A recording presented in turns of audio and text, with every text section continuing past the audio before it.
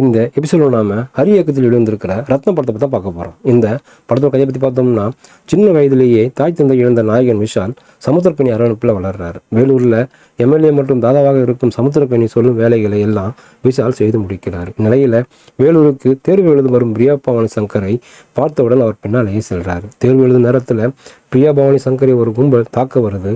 அந்த கும்பலிடமிருந்து அவரை விஷால் காப்பாற்றுறாரு. தொடர்ந்து பிரியா பவானி சங்கருக்கு அந்த கும்பல் மூலம் பிரச்சனை வருது. இறுதியில் அந்த மர்ம கும்பல் யார், பிரியா பவானி சங்கரை கொலை செய்ய காரணம் என்ன, பிரியா பவானி சங்கரை விஷால் பாதுகாக்க காரணம் என்ன, இதாங்க இந்த படத்தோட மீதிக்காது.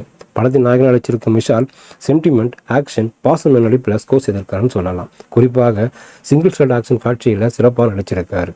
நாயகியாக நடிச்சிருக்கும் பிரியா பவானி சங்கருக்கு நடிக்கும் வாய்ப்பு அதிகம் இருக்கு. அவரும் கதாபாத்திரம் உணர்ந்து சிறப்பாக நடிச்சிருக்காருன்னு சொல்லலாம். குறிப்பாக விஷால் மீது அக்கறை காட்டுற இடத்துல கவனிக்க வைக்கிறாரு. படத்திற்கு பெரிய பலம் சமுத்திரக்கனி நடிப்புன்னு சொல்லலாம். விஷாலுக்காக இவர் எடுக்கும் முயற்சிகள் ரசிக்க வைக்குது. பல காட்சிகளில் கைத்தட்டல் வாங்கியிருக்காரு. சிறிது நேரமே வந்தாலும் மனதில் பதிந்திருக்காரு கௌதம் வாசுதேவன். முரளி சல்மா வில்லத்தனத்தில் மிரட்டியிருக்காரு. இவருக்கு உறுதுணையாக வரும் ஹரிஷ் பெரடி, முத்துக்குமார் ஆகியோர் சிறப்பான பங்களிப்பை கொடுத்திருக்காங்க.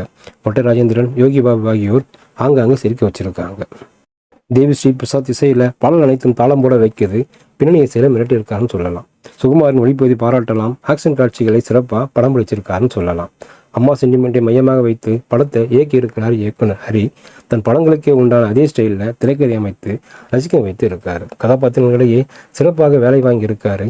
சிங்கிள் ஷாட் ஆக்ஷன் மற்றும் காட்சிகளை வைத்து ரசிகர்களை ஈர்த்திருக்காருன்னு சொல்லலாம்.